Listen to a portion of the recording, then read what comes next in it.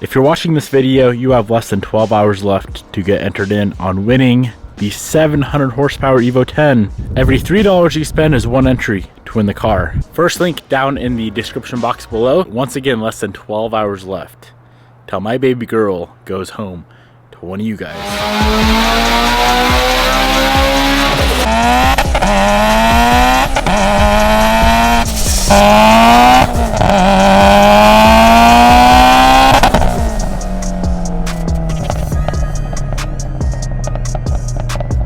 2.5 months ago, I abandoned the NSX project. Today, we are getting started back to work on the K-swapped NSX build. Good morning, my friends. Welcome back to the channel, and welcome to the return of my biggest project ever. It's been forever, so let's get myself and all you guys up to speed. I started building this a few months ago. It is a 1991 Acura NSX, factory, of course, a 6-cylinder.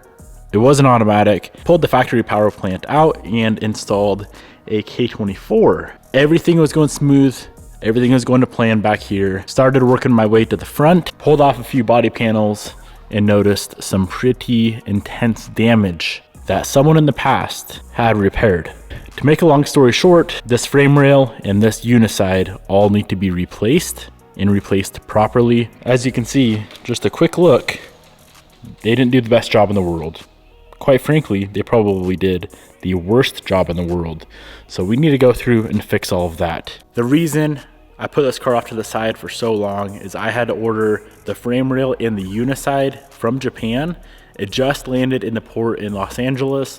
Now from LA, it's gonna be shipped up to Seattle, which is about a five-hour drive from where I'm at.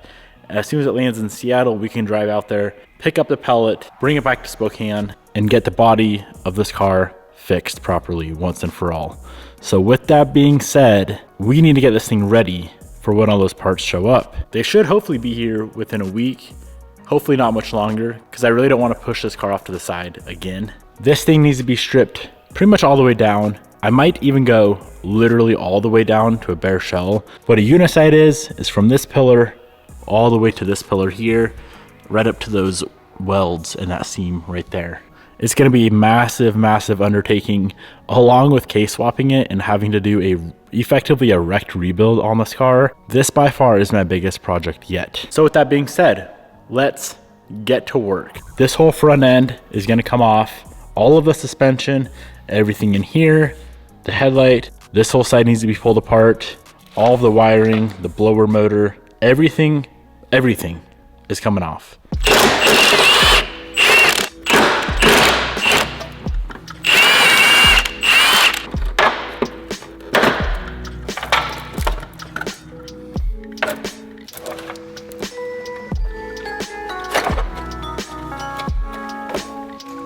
All right, now I'm getting a little confused and worried, I guess you could say. I figured the passenger side was untouched. Clearly it's been touched. I would venture to say that this isn't a factory part. Now it could be wrong. So if you know, let me know below. Even on the bottom of the headlight. Yeah, that ain't factory. Interesting. We do plan on putting this thing on a rack and laser aligning it before welding everything together, just to make sure it's to factory spec. I'm wondering if this fender is also spaced up. Not a super big deal, but that hole was clearly slotted. That one was as well. You can see where it's bent and tweaked just a little bit right here. Man, I sure hope we don't uncover a bunch more damage. Could you imagine replacing both sides? That would not be worth it.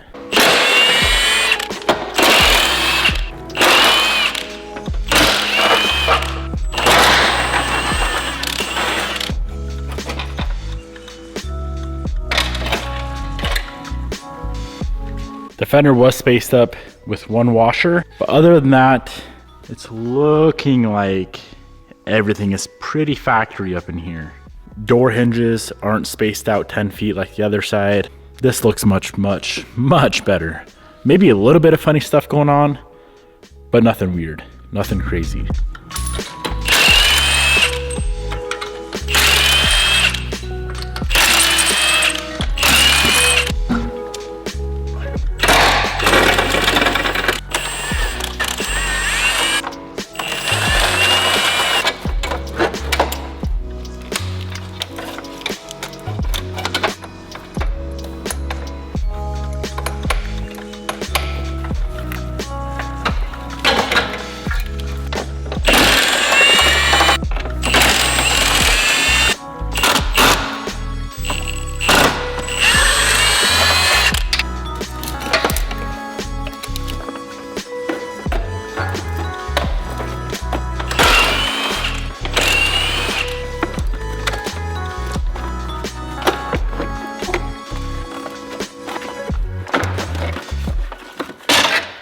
I was hoping there would be a way to disconnect the front chassis harness from the rest of the body harness, but it looks like it goes right through the, I guess you'd consider this a firewall.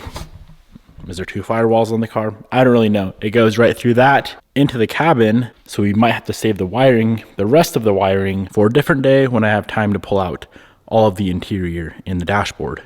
Let's get this thing farther up in the air, get all the suspension off, the steering rack off, start working on getting some of the brake stuff removed. There is going to be a lot changed in that regard. I most likely will just do a complete ABS delete on the car. It's going to clean everything up, and it's such old ABS technology. It's kind of junky, if I'm being honest. I really want this area to look just as nice as the engine bay. So if we can get this cleaned up with an ABS delete, I don't know if you guys remember how big that ABS module is on the car. Oh, it's over here. Check this thing out. That whole thing right there is the ABS module. It's probably 4 times the size of a current ABS module, and it doesn't work, like I said. So I probably will delete that.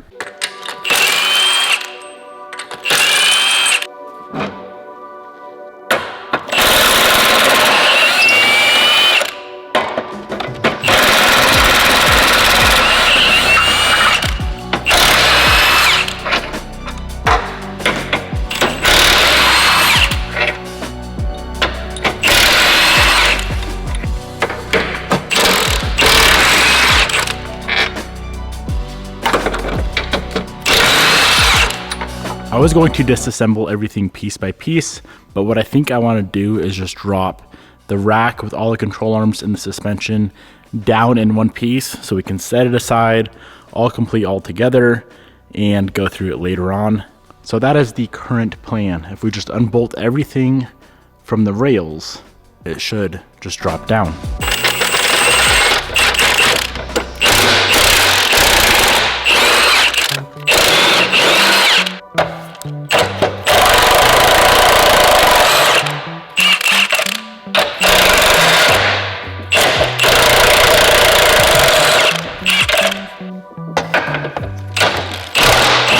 So everything with the suspension and the control arms bolting to the frame is disconnected, other than the 3 nuts for the top hat of the coilover. My plan is to just lower the car down, pull those 3 nuts off. Hopefully I have everything else disconnected properly, and then we can lift the car up off of all of this stuff.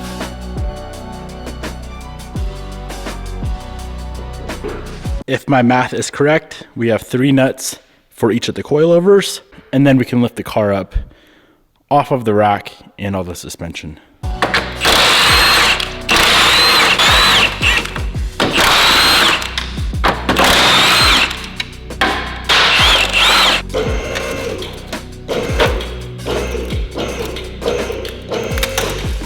Ah, I forgot the wiring for the rack. I forgot that it was an electric rack.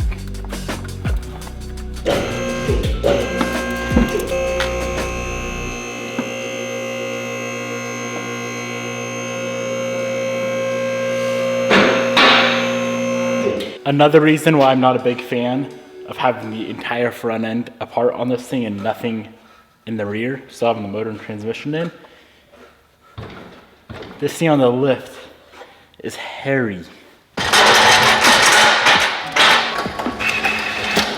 I need to disassemble a little bit more, but from what I can tell, nothing right here, none of these parts are damaged. I'm assuming they had to replace a lot of that whenever they did this janky work on the frame rail and the uniside. I know this thing was hit hard, and it definitely took out some suspension components, but everything appears fine. Besides, our rack is floppy. So if you have a new rack for an MA1 NSX, let me know. I'm not gonna worry about tearing rails in the side off yet. I'll probably most likely wait until I actually have the new parts sitting here. I have decided I'm just gonna go all the way. I'm taking this thing all the way down to absolutely nothing. So with that being said, let's continue on. The interior I will have to do outside of the lift. It'd be much easier.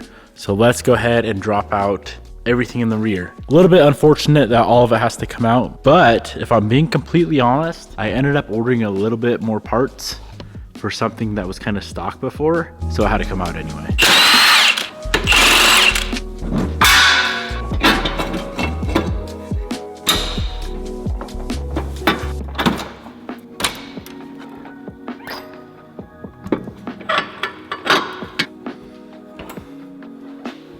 I do owe you guys an update on the axle. So I ordered K-swap NSX axles from Insane Shafts. The passenger side, so the right-hand side is, I think it's like 3/4 or maybe even an inch too short. I did reach out to Insane Shafts. They said, send it back and we'll take care of the issue. Now, one thing I refuse to redo is all of these Zinc hardware. So I will be careful pulling all that hardware back out.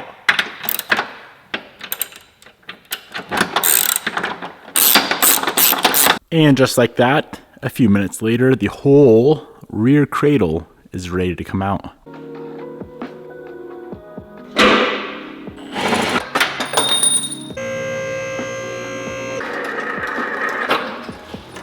The whole cradle assembly is removed. Only 2 more bolts and the entire power plant will be on a pellet.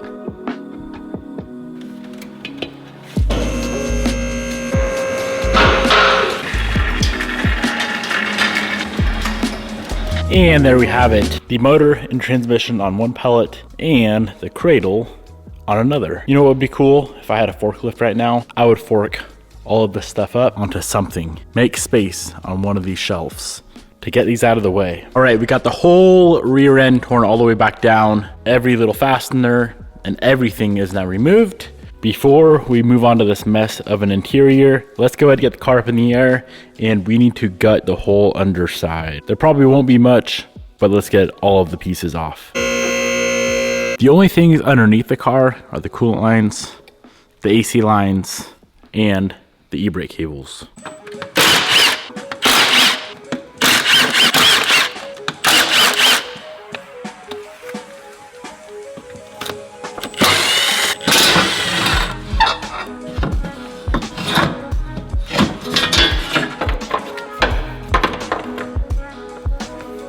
The whole entire undercarriage is now completely gutted, and we're ready to move on to the interior. I can't stress enough how excited I am to actually do this right. It was being done right before, but I know I could do better. And just having the whole entire car stripped down to absolutely nothing, pretty much like the yellow Evo, but trying to achieve a better end result, more detail-oriented result, really excites me. So with that being said, I'm stoked. Alrighty, moving on to the interior. We do have a lot to pull out in here. There's also a lot of unnecessary things, modules, computers, things of that nature that we don't need anymore. There's gonna be stuff, for example, the ABS system, we're not gonna need that. TCU, which is for the automatic transmission, we don't need that. There's a traction control, there's the engine ECU, there's a lot of stuff that we won't need in here, which will be nice to clean all of that up. Let's go ahead and start ripping out everything with the dash, the steering column, and then we can move on to everything back here.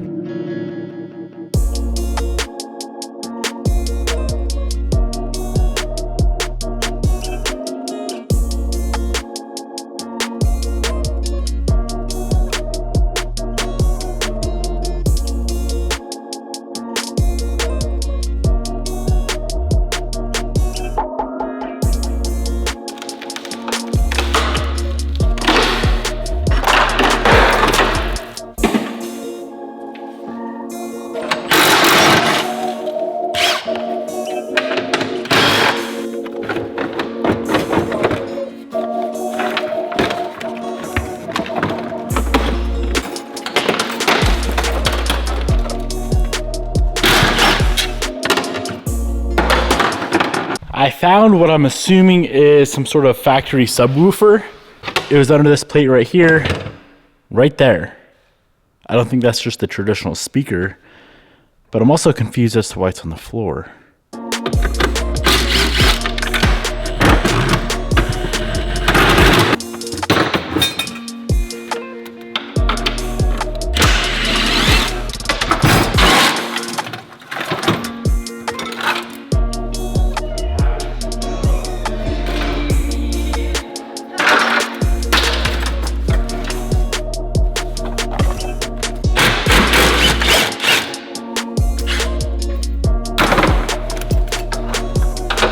How old this car is, I am so surprised on the, I guess the complexity you could say of the wiring. There's so much going on inside this cabin with the harnesses. with the harness, and it's all one massive harness. The firewall runs all the way back here along the floors. It's just one massive harness. And check this out. I don't know if all of this is really necessary. This is maybe a quarter of the computers I've pulled out so far. I don't know what half of them are. Some are labeled. That one says secured unit. That one is a eternal sports mind for you. Literally what it says. Let's strip all of this out, and then the whole entire harness will be out of the cabin, and we can take a look at all the damage right up in that area over there.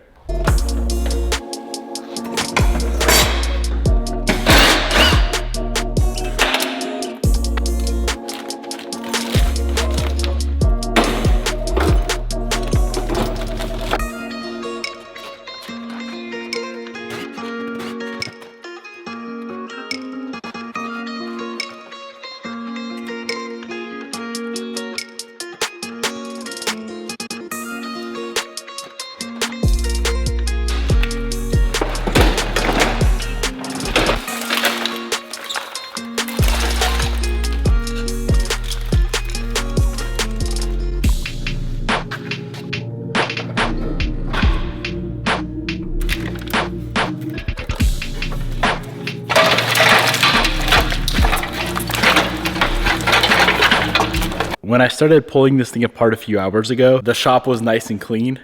Now, as you can see, we have parts everywhere. And I mean everywhere. I got a couple different boxes going on here. That's all interior stuff. A whole nother batch of hardware and bracketry and just random things that we are going to send out for zinc plating. Before we send those out, I need to go ahead and pull all of this apart so I can send the hardware out for this as well. Harness number 1, steering column, harness number 2, and a shell that is pretty much torn all the way down.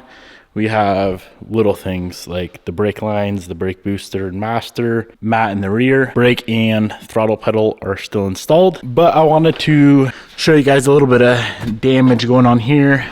So this is where the car was hit. I don't know how far in this was pushed. You can see this whole pillar right here is very, very wavy, and the amount of glue they had on the windshield kind of just made up for all that, so the windshield didn't leak. The firewall is a little bit tweaked up. We should be able to fix it. Now keep in mind, the reason this rebuild is a little bit hard, I should be honest, much harder for me, is because everything that you see on this car, every piece of metal is aluminum, not steel. So when you're trying to bend aluminum parts back, it doesn't really go all that well.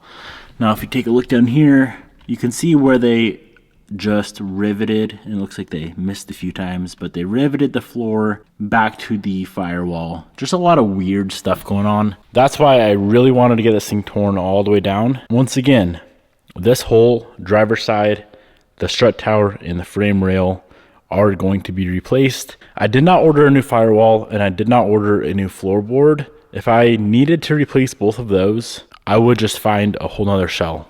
This chunk right here, I would just replace, which I wanted to do in the first place, but I was not able to find one that was clean title, and a reasonable price. I found one shell for 30 grand that was smoked in the rear. It was insane.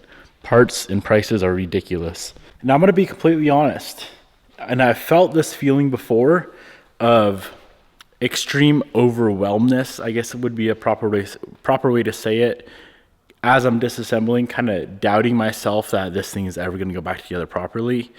The only advantage I have right now, as to why I think I'll be able to get it done, is I've felt the same feeling multiple times in the past on other car builds. Like, for example, when the Evo 8 was torn all the way down to nothing, I felt the same way. When the Type R was torn all the way down to nothing, felt the same way. It's a good feeling because it excites me and it challenges me, but it's kind of a sketchy feeling at the same time as well, not knowing if I know how all this goes back together. There's so much to it. I figured it'd be much more simple being such an old car, but there's a lot going on. Now, it's not nearly as complicated as the new Type R was with all the canvas systems and whatnot, but there's still a lot going on here. and it's definitely a challenge. Hope you guys enjoyed today's episode. I'm very, very excited to be back to work on the NA1 NSX project. We, of course, have a very long ways to go, but at the end of the day, this will all be worth it. Goodbye.